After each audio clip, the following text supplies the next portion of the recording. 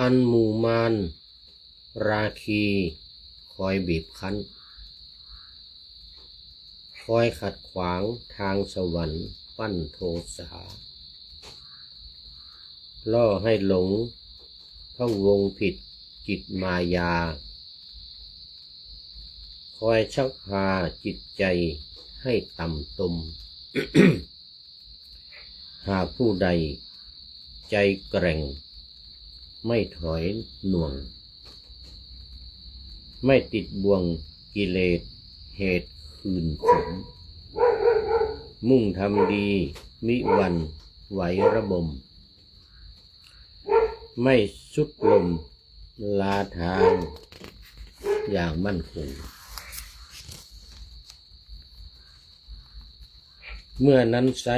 ได้ชื่อผู้ชนะ สละละมารร้ายไม่ไหลหลงเพียรสร้างบุญหนุนใจให้ยืนยงจิตปลดปลงชนะมารสำราญเอ่ยขอถวายความนอบน้อมแด่พระรัตนตรัยมีพระพุทธเจ้าเป็นต้นขอถวายความเคารพพระมหาเถระพระเถรานุเถระเจ้าคณะพระสังฆาธิการทั่วโลกมีพระเดชพระคุณพระธรรมเสนาบดีเจ้าคณะภาค7วัดพระธาตุดอยสุเทพเป็นต้นและขออำนวยพรแด่ท่านผู้ฟังท่านผู้ชมสาธุชนพุทธบริษัททั้งหลายวันนี้รายการพระไตรปิฎกลอยฟ้าก็ลอยมาจากวัดพระธาตุดอยสุเทพผ่านทางเฟซบุ๊กไลฟ์สวัยเทพบุญและMP3 จากวัดฝายหินโดยแอดมินพระครูสมุวิสุวัฒน์วรกิจโย เป็นประจำ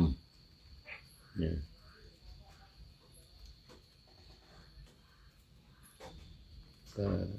ทุกวันทางสถานีวิทยุพระพุทธศาสนาแห่งชาติและจริยธรรมวัดพระธาตุดอยสุเทพระบบ FM 96 เมกะเฮิรตซ์มีพ่อครูวรรลบนามวงพรหมเป็นผู้อำนวยการอาจารย์พระมหาประสิทธิ์ประสาธิโกเป็นหัวหน้าสถานีและอาตมภาพพระครูปริยัติยานุศาสตร์เป็นผู้บรรยายเวลา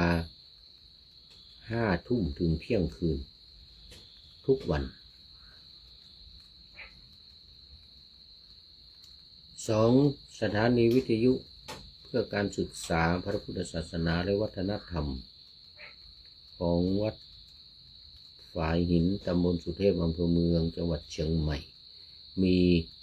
พระครูสมุวิสุวัฒน์วรกิจโยเป็น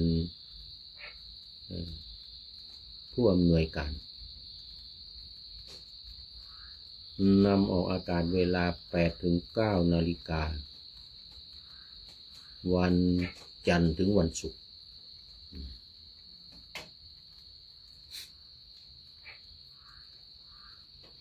3สถานีวิทยุคลื่นสีขาวเพื่อชาวประชาวัดปากทางเจริญอำเภอดอยหล่อจังหวัดเชียงใหม่มีท่านพระครูอภิวัฒนวิกรม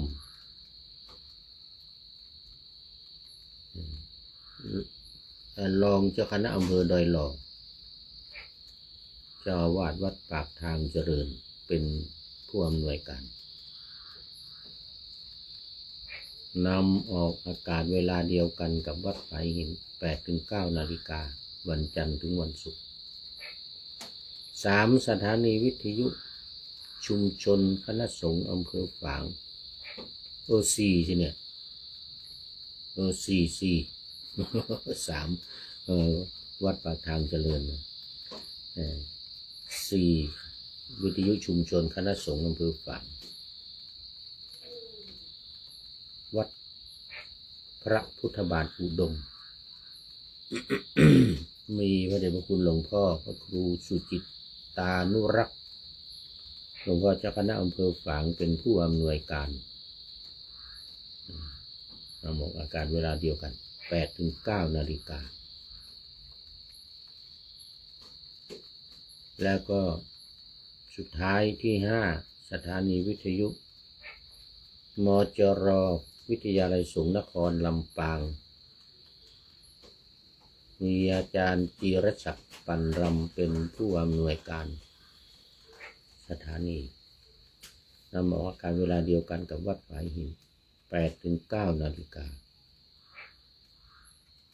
วันจันทร์ถึงวันศุกร์สี่สถานีหลังนี้เวลาเดียวกัน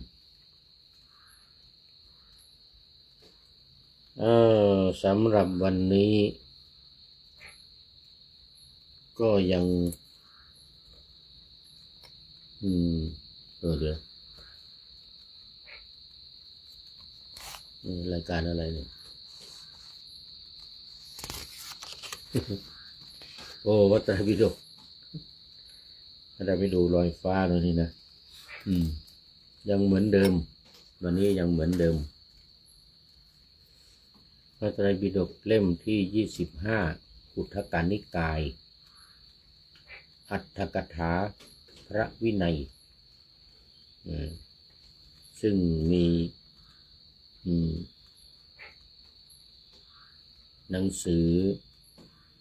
ที่เป็นอัตถกถาเนี่ยพจนาโดยพระเดชพระคุณหลวงพ่อพระพุทธโฆษาจารย์จากประเทศอินเดียนะเข้าไปเขียนที่ประเทศศรีลังกา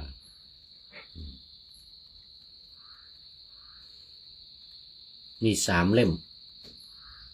เล่มที่1ที่2ที่3เล่มนี้เป็นเล่มที่3ตติยสมันตปาสาธิกาอัตถกถา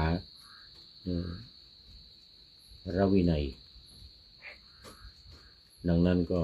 มันจะเกี่ยวข้องกับพระสงฆ์โดยมากไม่ค่อยจะเกี่ยวข้องกับฆราวาสญาติโยมสักเท่าไหร่แต่ว่าเป็นเรื่องของวินัยบัญญัตินะญาติโยมได้รู้ไว้ก็ดีดังที่ได้เคยอธิบายไว้หลายครั้ง เป็นประโยชน์เหมือนกันเพราะว่าญาติโยมจะได้รู้ข้อวัดปฏิบัติหรือวินัยของพระสงฆ์โดยละเอียดและอย่างเคร่งครัดเพราะตามปกติพระสงฆ์ก็จะรู้กันโดยเฉพาะพระสงฆ์ที่ถือปฏิบัติกันในปาติโมกข์ภิกขุปาติโมกข์หรือศีล227 ข้อเป็นสิกขาบทที่พระสงฆ์พึงปฏิบัติ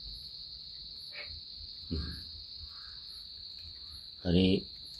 แต่ที่สำคัญที่ว่าญาติโยมรับฟังรายการนี้ได้รู้ได้เข้าใจก็จะเป็นการดีเพิ่มเติมขึ้นว่าบางทีเห็นพระสงฆ์ไม่ได้ทำตามที่ตัวเองต้องการหรือตัวเองหวังเนี่ยก็เพราะว่ามันผิดวินัยท่านทำไม่ได้ญาติโยมจะได้รู้แล้วบางอย่างที่เป็นสิ่งที่ถูกต้องตามวินัยที่พระสงฆ์ทำญาติโยมก็จะได้รู้ เพราะว่าบางทีก็ไม่ได้ศึกษาญาติโยมไม่ได้ศึกษาแล้วก็ไม่ได้ไปสอบถามพระ สงฆ์องค์เนนว่าอันนี้ทำไมผิดอันนี้ทำไมถูกอันนี้ทำไมไม่ปฏิบัติอันนี้ทำไมไม่ทำอันนี้ทำได้ทำไม่ได้มากน้อยขนาดไหนเพียงใด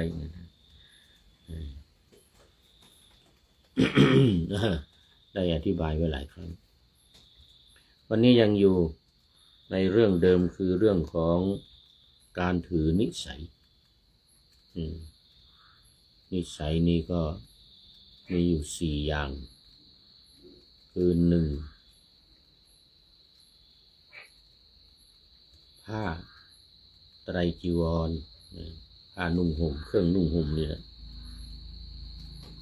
2เสนาสนะคือที่อยู่อาศัย3อาหารบิณฑบาต4ยารักษาโรคคืออาหารการกินอะไรมาพูดง่ายๆ4ที่ยารักษาโรค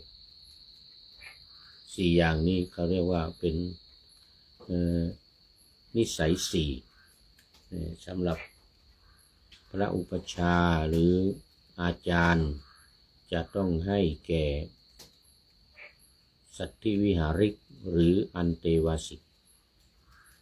สัตถิวิหาริกกับอันเตวาสิกนี่ก็เคยอธิบายแล้วคือสัตถิวิหาริกนี่ก็คือ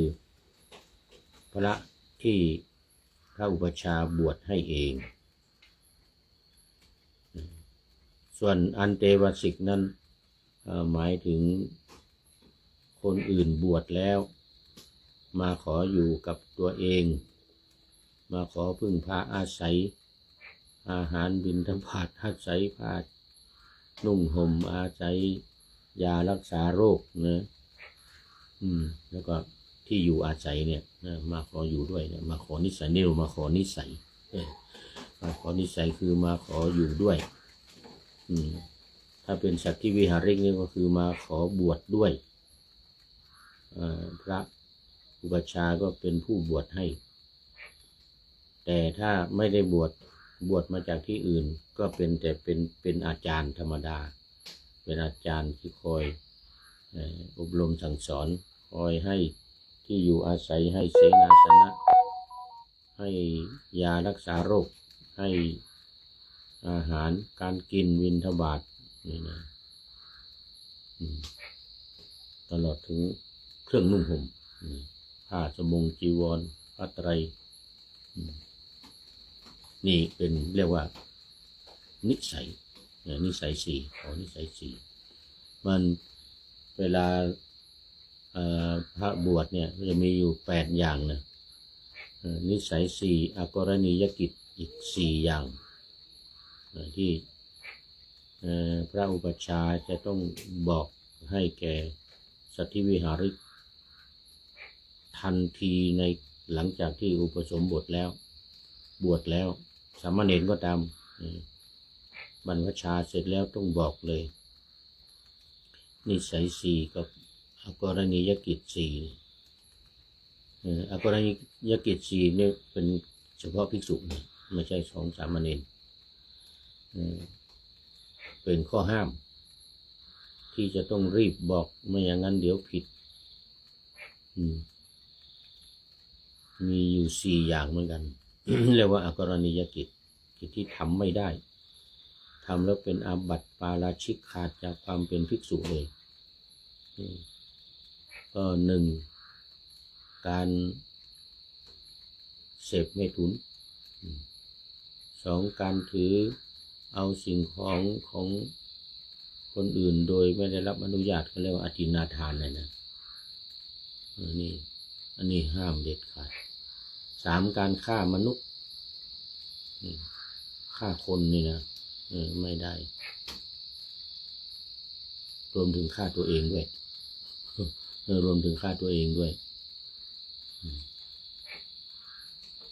แล้วก็4อวดคุณวิเศษเขาเรียกอวดอุตริอวดอุตริมนุษยธรรมก็คือธรรมที่ไม่มีในตนไม่มีในมนุษย์เป็นธรรมพิเศษเช่นเหาะเหินเดินอากาศได้ ฌานได้สมาธิอย่างนี้หรือแม้แต่ว่าข้าพเจ้าเนี่ยชอบที่สงบสงัดนะอย่างนี้ก็พูดไม่ได้นะอย่างนี้พูดไม่ได้พูดให้ญาติโยมสาธุชนฟังไม่ได้เป็นการอวดคุณวิเศษของตัวเอง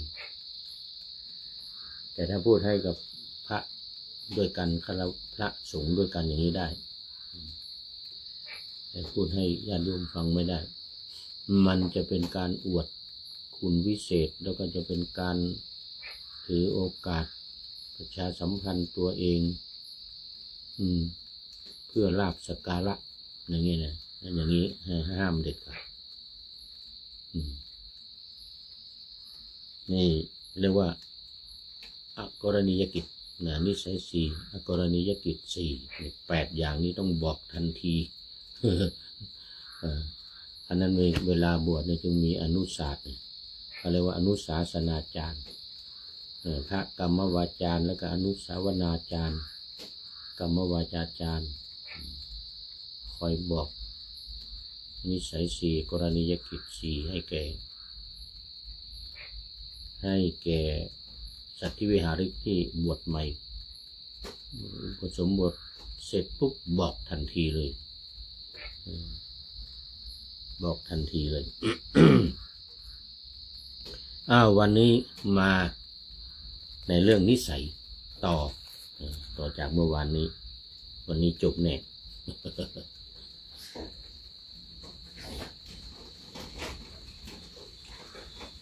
บทว่า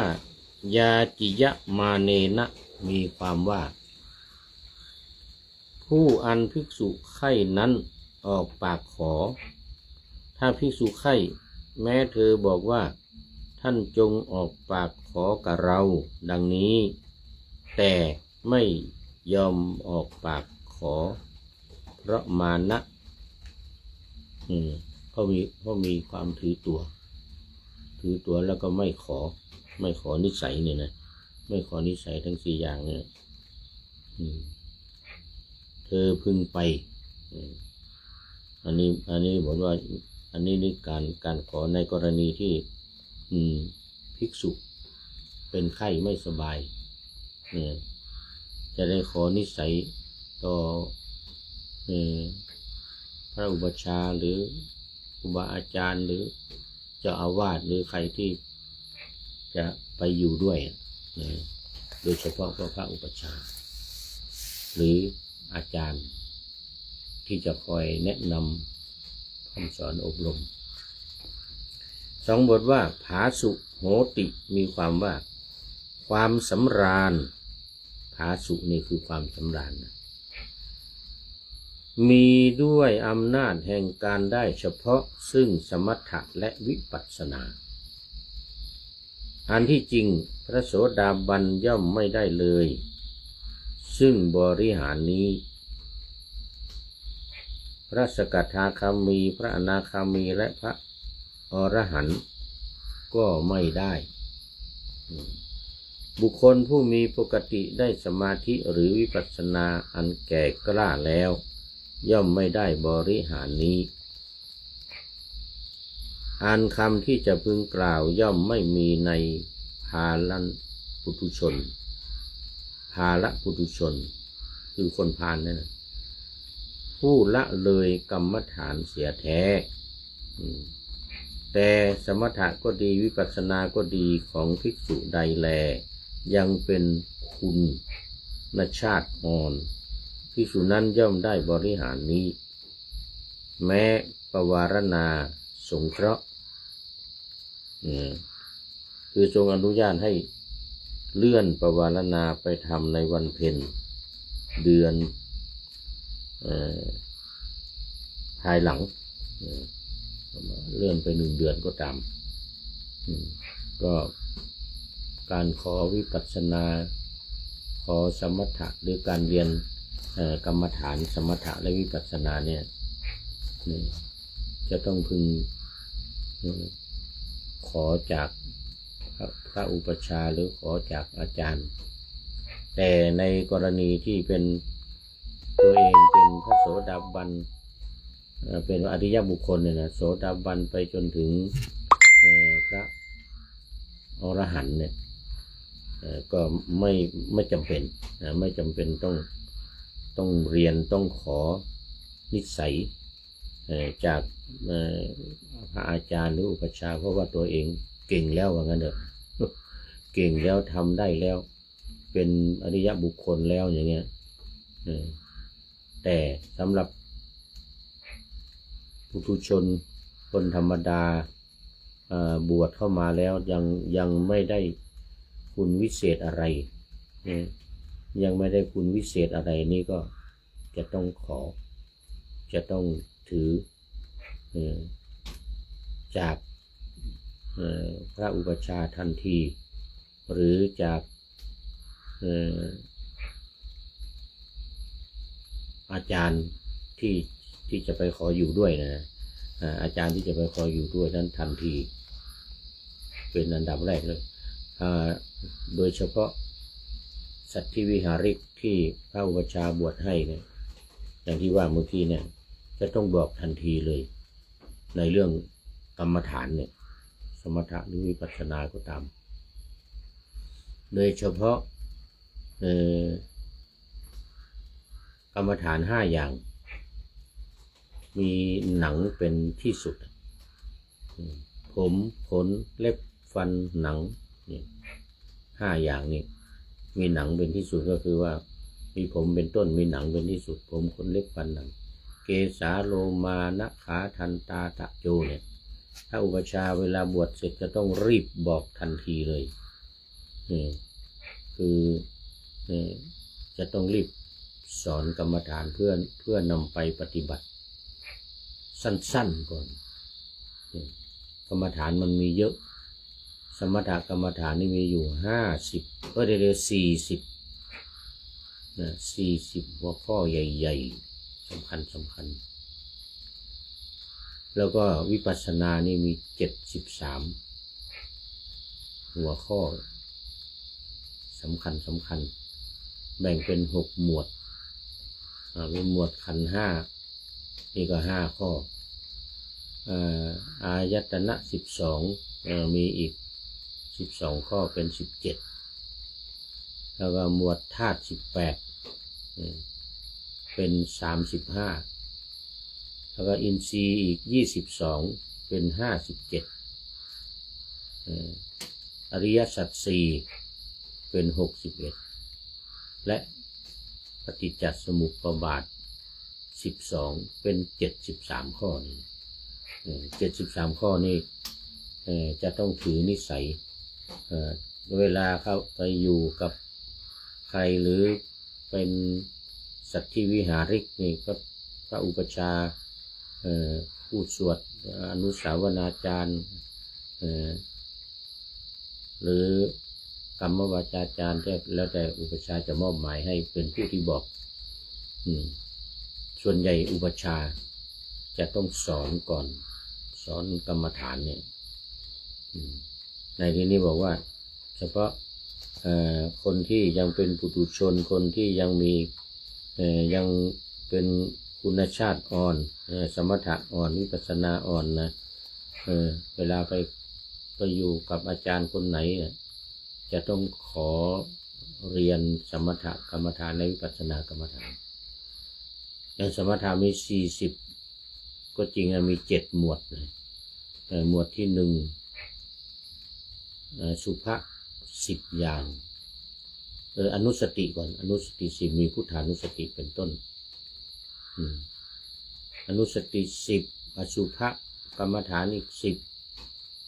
กสิณ10เป็น30พรหมวิหาร34อรูป4เป็น38อาหาร1เป็น39แล้วก็จตุธาตุ1เป็น40นี่มีความจำเป็นถ้ายังไม่เป็นอริยบุคคลนะ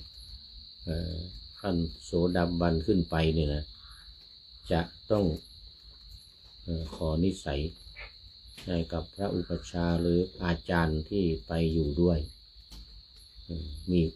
มีความจำเป็นเพราะว่ายังอินทรีย์ยังอ่อนหรือคุณชาติวิปัสสนาทั้งสมถกรรมฐานวิปัสสนากรรมฐานนี้ยังอ่อนอยู่เพราะฉะนั้นจะต้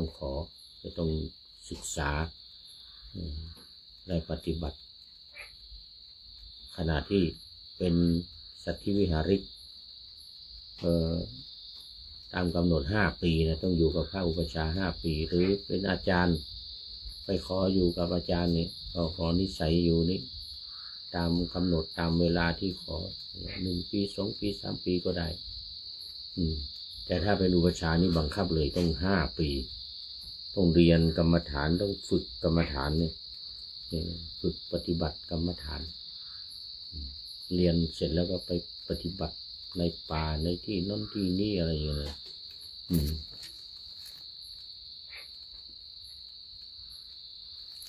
นะนี่ก็พระผู้มีพระภาคได้ทรงอนุญาตแก่ภิกษุผู้มีสมถะและวิปัสสนายังอ่อนนี้เท่านั้นก็คือว่าผู้ที่เป็นโสดาบันขึ้นไปแล้วก็ไม่จำเป็นเพราะเหตุนั้นบุคคลนี้แม้เมื่ออาจารย์ปวารณาแล้วไปแล้วโดยล่วง3 เดือนจะทำความผูกใจว่าเมื่อใดภิกษุผู้ให้นิสัยซึ่งสมควรจักมาเมื่อนั้นเราจักอาศัยภิกษุนั้นอยู่คือ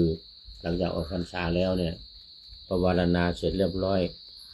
พระอุปัชฌาย์หรืออาจารย์ของตัวเองเนี่ยไปที่อื่นเราก็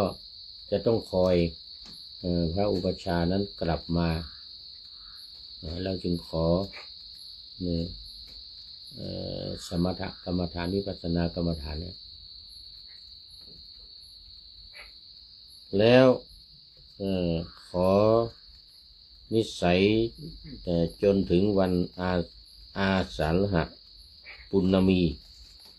คือดิถีเพ็ญเดือน 8คือหลังจากที่สมมติว่า3 เดือนอาจารย์ไปแล้วก็กลับมาถ้าอาจารย์ยังไม่มาเนี่ยจะต้องรออยู่แล้วก็ขอกรรมฐานเนี่ยจนถึงวันเข้าพรรษาแต่ถ้าในอาสาฬหมาสอาจารย์ยังไม่มาควรไปในที่ซึ่งตนจะได้นิสัยแล้วอาจารย์ที่ว่าเมื่อกี้เนี่ยที่ออกไปแล้วเนี่ยพอถึงวันเข้าพรรษาแล้วเนี่ยวันอาสาฬหบูชาวันเข้าพรรษาแล้วยังไม่มาอีกอุปัชฌาย์หรืออาจารย์ที่ให้นิสัยเราเนี่ยยังไม่มาเราจะต้องไปหาอาจารย์คนใหม่ที่อยู่ที่ใกล้เคียงที่ไปได้เนี่ยเพื่อขอนิสัยนี้โดยเฉพาะเรื่องกรรมฐานเนี่ยอาจารย์คนเก่ายังไม่มาเนี่ยเราจะอยู่คนเดียวโดยปราศจากนิสัยนี่ไม่ได้ทั้ง4 อย่างเนี่ยทั้ง4 อย่างโดยเฉพาะก็นี่สมถกรรมฐานและวิปัสสนากรรมฐานเรื่องของนิสัยนี่ก็จบดูไปดูมาเดี๋ยวก่อนยังพอมีเวลายังพอมีเวลาเอกานุสสาวนักกถาอันนี้การฟังอนุสาวนาการสอนเดี่ยว2 บทว่าโคตเตนะปิอนุสสาเวตุงมีความว่าเราอนุญาตให้ภิกษุระบุโคตสวดประกาศอย่างนี้ว่าผู้มีชื่ออย่างนี้ เพ่งอุปสมบทแก่พระมหากัสสปะอย่างนี้เป็นต้นนะคือต้องบอกเลยว่าเวลาสวดเวลาบอกเนี่ยนะในส่วนเนี่ยต้องบอกเลยว่าเจาะจงลงไปว่าเพ่งอุปสมบทแก่พระมหากัสสปะในการที่จะในการสวดผู้เป็นอุปัชฌาย์อย่างเวลาบวชนี่จะมีการถามนะอุปัชฌาย์ท่านชื่ออะไรอย่างเงี้ยนะอุปัชฌาย์คนท่านชื่ออะไรก็ต้องบอกเจาะจงลงไปว่าพระมหากัสสปะอย่างนี้หรือใครที่เป็นอุปัชฌาย์เรานะก็ต้องบอกเจาะจงลงไปโคตรเตนะโดยโคตรมีหมายถึงเวลาสวดนะเวลาสวดประกาศเวลาสวดประกาศคนที่จะบวชมาเป็นภิกษุนะเป็นพระภิกษุจะต้องประกาศชื่อสองบทว่าทเวเอกานุสาวเนมีความว่าเราอนุญาตให้ภิกษุทำการสวดประกาศอุปสมบทอุปสาสมถาเปกขะ2 คนรวมกันได้2 คนรวมกันได้คือคนบวช2 คนนะอุปชฌาย์คนเดียวอนุสาวนาจารย์แล้วก็กรรมวาจาจารย์ก็คู่เดียวแต่คนบวชมี2 คนอนุญาตให้เป็นบวชคู่ได้เขาเรียกว่านาคคู่เรียกว่านาคคู่อนุญาตได้ถึง3ว่าต่อครั้งหนึ่งนี่นะเวลาสวดมันจะต้องบอกมีชื่อนี้หมายถึงคนบวชอุปสัมปทาเปกคือคนอุปสมบทนะส่วนพระอุปชฌาย์คนเดียวชื่อเดียวเจาะจงลงไปต้องบอกต้องสวดประกาศเลยต้องสวดประกาศว่าอุปชฌาย์ชื่อนี้ข้าพเจ้าชื่อนี้อุปชฌาย์บวชในภายใต้ภิกษุรูปนี้พระอุปชฌาย์รูปนี้เป็นอุปชฌาย์อย่างเงี้ยนะอย่างนี้แต่2 คนเนี่ยบวชพร้อมกันได้3 คนปัจจุบันนี้3 คนก็บวชพร้อมกันได้แต่ถ้า4ไปไม่ได้แล้วต้องสวดใหม่ต้องสวดใหม่อีกครั้งหนึ่งเขาหมายถึงว่าถ้ามี4 คน5 คนเนี่ยนะนาค4 คน 5 คนเนี่ยก็เข้าได้แค่3 คนพร้อมกันแล้วคนที่4ต้องรอก่อนเดียวเลยหรือเอาทีละ2ถ้าสมมติมี4 คนนี่นะเอาทีละ2 คนถ้ามี5 คนก็นี่3 คนนี่2 คนอย่างนี้ก็ได้เขาเรียกว่านาคคู่ไม่ต้องทำเดียวแต่ถ้าจะเอาเดียวก็ได้เอา3 คนก่อนแล้วก็เหลืออีกคนหนึ่งก็เป็นนาคเดียวอย่างนี้ก็ได้อันนี้ก็พระองค์ทรงอนุญาตตั้งแต่2 ขึ้นไปนะรวมกันได้อธิบายว่าเราอนุญาตให้อาจารย์2 รูปอย่างนี้คืออาจารย์รูปหนึ่งสำหรับอุปสัมปทาเปกคนหนึ่งคือผู้ที่จะอุปสมบทนะอาจารย์อื่นสำหรับอุปสัมปทาเปกอีกคนหนึ่งหรืออาจารย์รูปเดียวสวดกรรมวาจาประกาศให้อุปสมบทในขณะเดียวกันนี่นะก็คนเดียวนี่แหละอุปชฌาย์คนเดียวนี่แหละแล้วก็สวดคู่สวดมีอุปชฌาย์1แต่ว่าสัตถิวิหาริกที่เข้ามาบวชนั้น2 หรือ 3ไม่เกิน3นะไม่เกิน3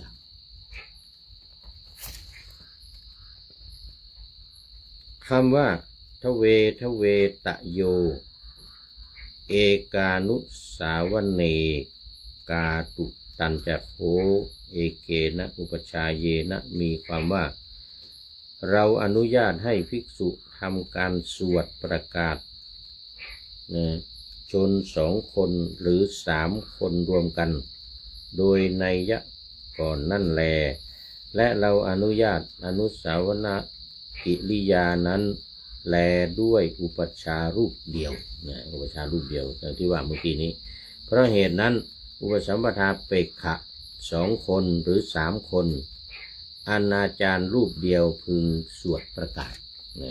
สวดประกาศได้กรรมวาจา2 หรือ 3อันอาจารย์2 รูปหรือ3 รูปพึงสวดด้วยลงมือพร้อมกันทีเดียวอย่างนี้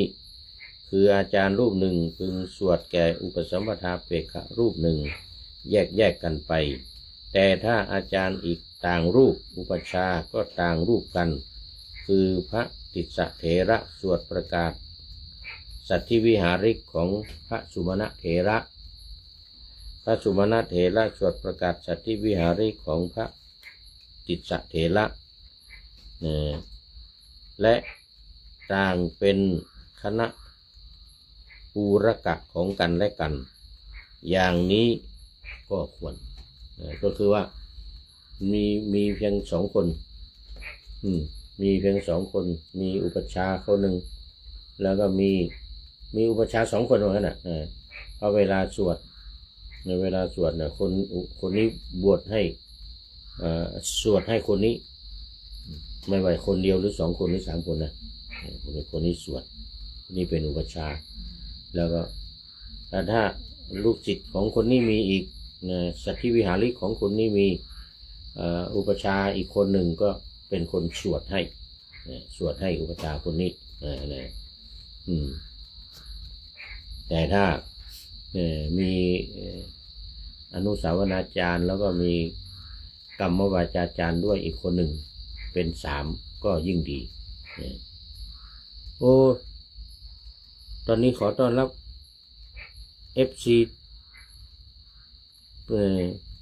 ตัวจริง โอ้วันนี้นึกว่าจะพูดให้ผีฟังนะเนี่ยตอนนี้กำลังมันดึกแล้ว3 ทุ่มกว่าแล้วมันยังมีคุณโยมเปรมใจบัวใสเป็นเข้ามาตอนนี้เป็นเขาเรียกว่าโอ้มัชเชกัลยาณี มัชเชกัลยาณีผู้มีความงามในท่ามกลางมัชเชละเกินครึ่งละ เป็นผู้มีความงามในท่ามกลางเดี๋ยวก่อน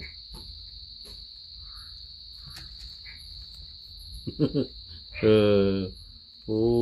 โมทนานึกว่ากำลังบรรยายให้ผีฟังอยู่นะเนี่ยเสร็จแล้วพอไปออกอากาศทางวิทยุจึงให้ญาติโยมฟัง โอ้ตอนนี้โมทนากับคุณโยมเปรมใจบัวใสจากสันป่าตองจังหวัดเชียงใหม่เหล่านี้ที่อื่นๆก็คงม้อยกระลอกกันไปหมดแล้วม้อยกระลอกนี่จำเข้าใจหรือเปล่าดูในญาติโยมแต่ทางภาคเหนือนี่ว่าม้อยกระลอกคือหลับ หลับไปแล้ว FC ทั้งหลายเรียกว่าไม่มีแล้วปู่ไกรสอนปู่ฤาษีไกรสอนก็ถ้าจะหลับไปแล้วนี่นี่หลายท่านแม้แต่ผู้พูดเองตอนนี้ก็ยกตาไม่ค่อยจะขึ้นแล้ว ยกตาไม่ค่อยจะขึ้นแล้วโยมเปรมใจโอ้โมทนาไปอย่างยิ่ง นะนี่ก็ไหนแล้วถึงไหนแล้วเรื่องของอุปชฌาย์และนาคคู่นาคเดียวถ้าคู่ก็เกินคู่ก็3 คนแต่ไม่เกิน3 คนในกรณีนาคแต่ว่าในกรณีอุปชฌาย์2 คน คนหนึ่งเป็นคนสวดคนหนึ่งเป็นอุปชฌาย์ แล้วอีกคนหนึ่งเป็นคนสวดอีกคนหนึ่งก็กลับเป็นอุปชฌาย์อย่างนี้ได้เรียกว่าอนุสาวนาอนุสาวนาเราจะมีถ้ามี3คนหนึ่งเป็นกรรมวาจาเขาเรียกว่ากรรมวาจาจารย์คือทำกรรมร่วมกันกรรมวาจาจารย์แต่ถ้าไม่มีก็คนเดียวเป็นอนุสาวนาจารย์อยู่คนเดียวแล้วก็อุปชฌาย์นี่ก็ที่ถือปฏิบัติกันอยู่ทุกวันนี้ฝ่ายของเรามีฝ่ายธรรมยุติกานิกายกับฝ่ายมหานิกายนะคือฝ่ายธรรมยุติกานิกายที่แยกออกไปทำสังฆกรรมต่างหากจากมหานิกายในปัจจุบันเนี่ยนะในประเทศไทยเราเนี่ยนะแล้วก็ที่ทำเรียนแบบไปก็มีปัจจุบันนี้นะกัมพูชาประเทศเขมรแล้วก็ประเทศลาวประเทศลาวโดยเฉพาะอย่างกัมพูชานี่มีฝ่ายมหานิกายมีฝ่ายธรรมยุทธ์เหมือนเดียวกันธรรมยุติกานิกายในกัมพูชาก็มีในประเทศไทยนี่ก็มีแต่ว่าในประเทศลาวไม่มีนิกายเดียวมีมหานิกายอย่างเดียวธรรมยุทธ์ไม่มีในประเทศกัมพูชาในประเทศเขมรมีที่ต่างกันยังไงในฝ่ายธรรมยุติกานิกายนี่เหมือนพม่าประเทศพม่าปัจจุบันนี้เขาก็มีแค่2คืออุปชฌาย์กับอนุสาวนาจารย์แต่ในฝ่ายมหานิกายในประเทศไทยในพม่าในกัมพูชาหรือในประเทศลาวเนี่ยอันนี้มี2ฝ่ายมหานิกายนะมีอนุสาวนาจารย์แล้วก็มีกรรมวาจาจารย์แล้วก็อุปชฌาย์ให้จะมี3ฝ่ายธรรมยุติกานิกายในประเทศไทยหรือในกัมพูชาก็ตามเป็นถือทำอย่างเดียวคือมีอนุสาวนาคนเดียวไม่มีกรรมวาจาจารย์มีแต่อนุสาวนาจารย์กับพระอุปชฌาย์2 คนนี่เหมือนกับวินัยที่ว่านี้ในกรณีที่พระพุทธองค์ทรงอนุญาต2 3 2 คนหรือ3 คนถ้า3ก็เป็นอนุสาวนาจารย์คนหนึ่งเป็นกรรมวาจาจารย์คนหนึ่งแล้วก็เป็นอุปชฌาย์คนหนึ่งกรณีมี3ทีนี้กรณีมี2ก็เป็นอนุสาวนาคนหนึ่งแล้วก็เป็นพระอุปชฌาย์คนหนึ่งเป็นอุปชฌาย์คนหนึ่งในกรณีมี2เนี่ยจะแยกกันทำก็ได้หรือทำรวมกันก็ได้ทำรวมกันก็ได้แต่นาคเหมือนเดียวกัน2 คน1 คน1 คน2 คนหรือไม่เกิน3 คนต่อพระอุปชฌาย์ครั้งหนึ่งพระอุปชฌาย์ครั้งหนึ่งกรณีมี4มี5ก็อย่างว่าถ้ามี4จะแยกเป็น2 2อย่างนี้ก็ได้หรือจะแยกเป็น3 กับ 1อย่างนี้ก็ได้ถ้ามี5ก็แน่นอนต้อง2 กับ 3 2 กับ 3ถ้ามี6ก็อาจจะเป็น2 2 2 3 ครั้งหรือ3 3 2 ครั้งอย่างนี้นี่เป็นบรมพุทธานุญาตอันนี้ญาติโยมก็ไม่จำเป็นต้องรู้ก็ได้ญาติโยมไม่ต้องรู้ก็ได้แต่โยมเปรมใจนี่ก่อนมีความสนใจ รู้ไว้ก็ดีนะรู้ไว้ก็ดีเป็นความรู้รู้ไว้ใช่ว่าใส่บาแบกหามว่ะคำโบราณว่ามันไม่หนักอะไรเนี่ยถ้าเรามีความรู้ในด้านพระวินัยในด้านศาสนาเนี่ยบางทีเราก็อาจจะสังเกตสังกาเห็นว่าถ้าเรารู้เนี่ยจะได้ดูว่าพระเขาทำเนี่ยถ้าเป็นแบบนี้มี2 คนนะนี่เป็นพระฝ่ายธรรมยุทธิกานิกายถ้ามี3 คนนี่เป็นฝ่ายพระมหานิกายอาจจะทำให้ญาติโยมนี่รู้อย่างโยมเปรมใจอาจจะดูออกว่าเวลาเขามีบวชเนี่ยมันคือสวดอยู่หน้าโบสถ์เนี่ยถ้ามีอุปชฌาย์คนเดียวมีคู่มีการมีอนุสาวนาสวดอยู่คนเดียวเนี่ยอยู่หน้าโบสถ์อยู่คนเดียวนั่นแสดงว่าเป็นโบสถ์ของฝ่ายธรรมยุทธิกานิกายแต่ถ้าเป็นฝ่ายมหานิกายในปัจจุบันเนี่ยนะต้องมี2 รูปมีอนุสาวนาจารย์กับกรรมวาจาจารย์2 รูปอุปชฌาย์นั่งอยู่ในโบสถ์นู้น เข้าไปเวลาสวดต่อหน้าอุปชฌาย์ก็เหมือนกันฝ่ายมหานิกายจะมีอยู่2ฝ่ายธรรมยุทธ์มีแค่1ถือตามวินัยที่พระองค์ทรงอนุญาตนี้ได้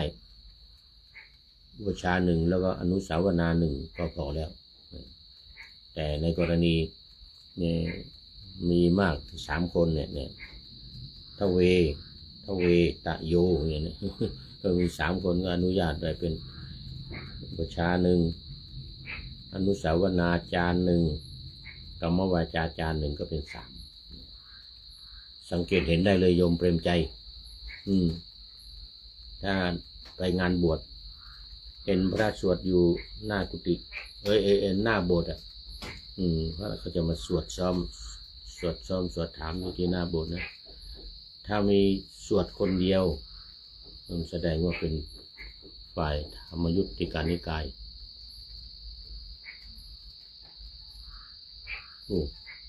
หนูมาเคาะแต่ถ้าเห็นยืนสวด2 คนยืนคู่กันเนี่ยอันนั้นแสดงว่าเป็นมหานิกายในปัจจุบันนี้นะ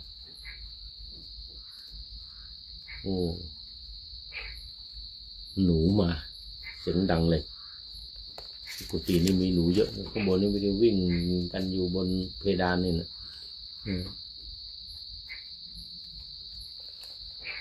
มาจบในเรื่องของเอกานุสาวณกถาว่าด้วยอนุสาวนาจารย์คนเดียวนะอนุสาวนาจารย์คนเดียวทีนี้ต่อไปอุปสัมปทายัตตวิธีนี่การสวดยัตติการสวดยัตติเดี๋ยวดูเวลาพอมีไหมเอาอีกหน่อยพึงทราบวินิจฉัยในคำว่าปะธรรมังอุปัชชังคาหาเปตตโพนี้ต่อไปภิกษุใดย่อมสอดส่องโทษและมิใช่โทษเหตุนั้นภิกษุนั้นชื่อว่าอุปัชฌาย์อุปสัมปทาเปกขะนั้นอันภิกษุพึงให้ว่าถืออุปัชฌาย์นั้นอย่างนี้ว่าขอท่านเป็นอุปัชฌาย์ของข้าพเจ้าเถิดเจ้าข้าเพราะนั้นนี่ความหมายของคำว่าอุปัชฌาย์นี่นะหมายถึงว่าผู้สอดส่องโทษและมิใช่โทษเหตุนั้นภิกษุนั้นชื่อว่าอุปัชฌาย์ก็คือคอยดูแลว่าภิกษุลูกศิษย์ของตัวเองเนี่ยสัตธิวิหาริกที่เราบวชมาแล้วเนี่ยทำผิดหรือทำถูกเช่นวินัยมันมีอยู่แล้วใช่ไหมใครทำตามวินัยใครทำถูกนี่อุปัชฌาย์นี่คอยเพ่งคอยดูแลว่าสอดส่องดูแลว่าคนนี้ทำถูกหรือคนนี้ทำผิดคนนี้มีโทษหรือคนนี้ไม่มีโทษอันนี้เรียกว่า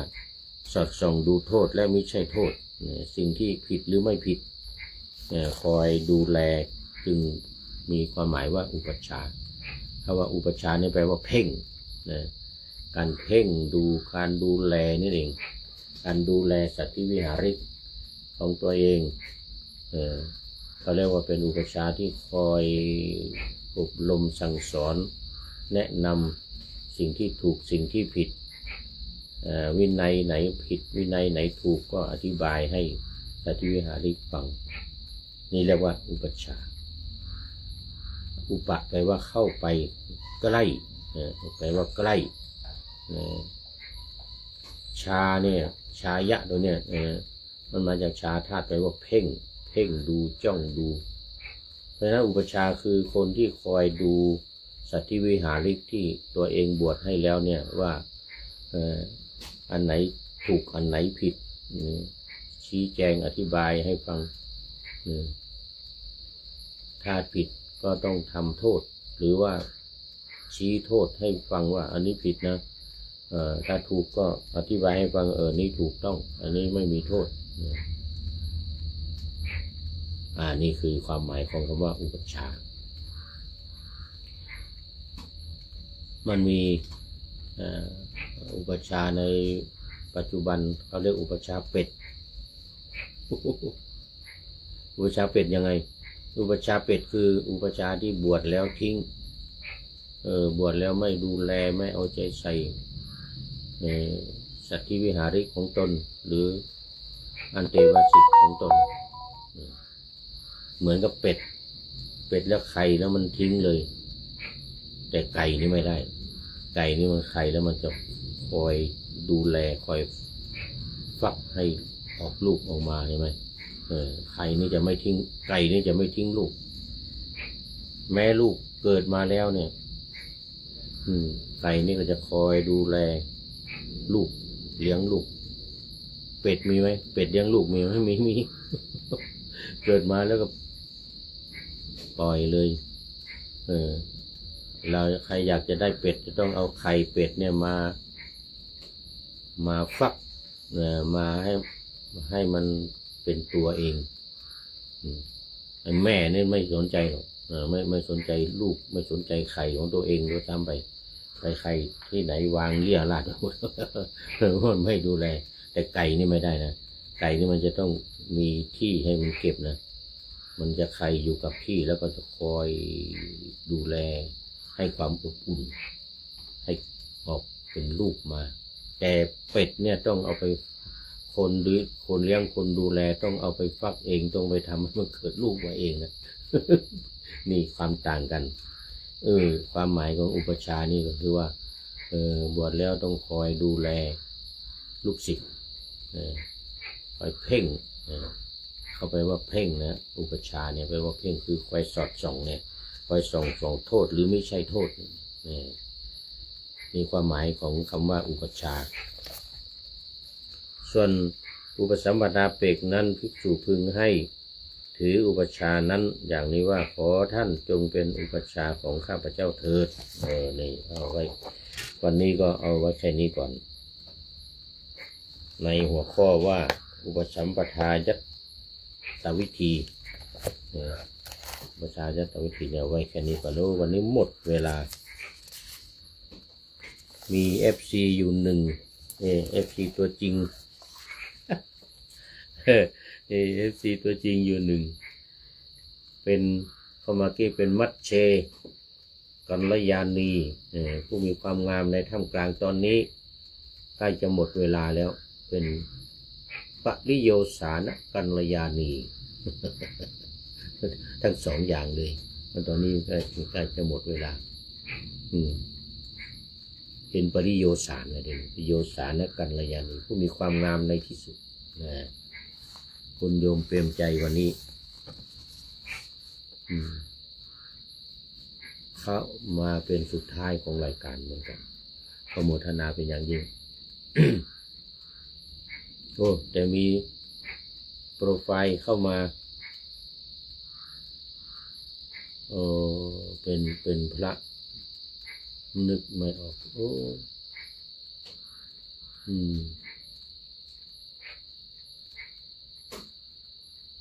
จารย์วีรพงษ์หรือเปล่า มีรูปโปรไฟล์เข้ามาไม่เป็นไรเนี่ย โมทนาถ้าไม่ได้คอมเมนต์เข้ามาไม่เป็นไรมาดูข้อคิดท้ายรายการวันนี้ได้จากผู้ใดหนอแลโอ้แคปกรามเนี่ยเบตงเนี่ยไม่รู้อ่านผิดก็ขออภัย KAB แคปKRAM แครมหรือกับอาจจะเป็นได้อาจจะเป็นกับเป็นกรามกับกรัมกับกรัมเบตงเลยกันนะ มันนามปากกานามปากกว่ากับกรัมหรือแคปแครม โมทนาให้ข้อคิดไว้ท้ายรายการวันนี้ว่าอันหมู่มารราคีคอยบีบคั้นอันนี้ผู้ชนะมารนะคอยขัดขวางทางสวรรค์ปั้นโทสานี่คือโทษนะให้โทษคอยเพ่งโทษอย่างมึงอย่างตรงกันข้ามกับอุปชาที่ว่าเมื่อกี้นะอุปชานี่ก็ลักษณะเดียวกันคือแต่ว่าเป็นไปในทางที่ดีแต่มารชนิดนี้ที่จะต้องชนะนี่คือในทางที่ไม่ดีมีกิเลสคือราคะเป็นต้นอันหมู่มารราคีคอยบีบคั้น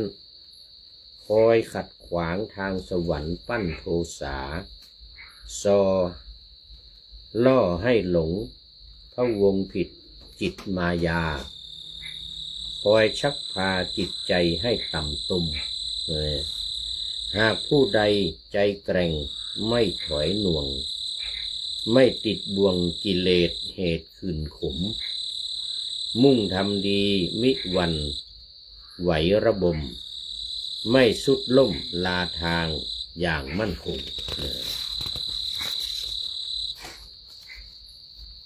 เมื่อนั้นไซได้ชื่อผู้ชนะ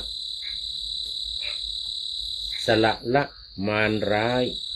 ไม่ไหวหลงไม่ไหลหลงเพียรสร้างบุญหนุนใจ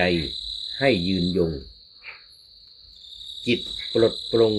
ชนะมารสำราญนี่เป็นเรื่องของผู้ชนะแต่ว่าจะต้องชนะมารคือกิเลสมารคือกิเลสโดยเฉพาะราคะมารคือราคะหรือราคีเนี่ยนะราคะหรือราคีอันจะทำให้ลุ่มหลงมัวเมาอยู่ในกามคุณ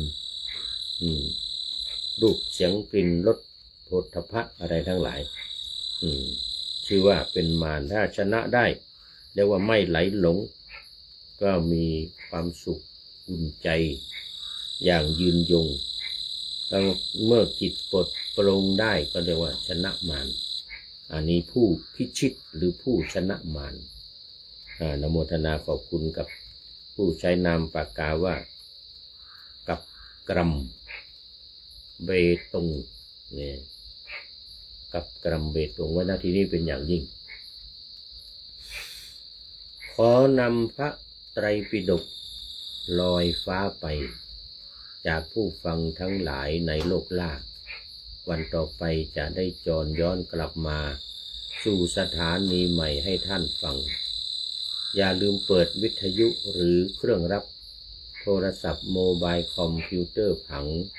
YouTube เฟซเพจไลน์ให้ดังๆเพื่อชมฟังรายการวันต่อไปขอทุกท่านมีความสุขทุกคืนวันนำธรรมะประกอบการงานทั้งหลายเช่นขยันทำงานทางวาจากายใจขวนขวายกิจการงานนานาบำเพ็ญสาธารณประโยชน์เว้นสิ่งที่มีโทษโหดเยี่ยงสาประกอบแต่กรรมดีมีราคาแสวงหาเงินทองครองใจคน เสียสละพละทรัพย์นับมากน้อยไม่ให้ล้านก็ให้ร้อยไม่ด้อยผลเอื้อคนรวยช่วยคนยากฝากคนจนให้ทุกคนเท่ากันมาตรฐานเดียวขอเจริญพร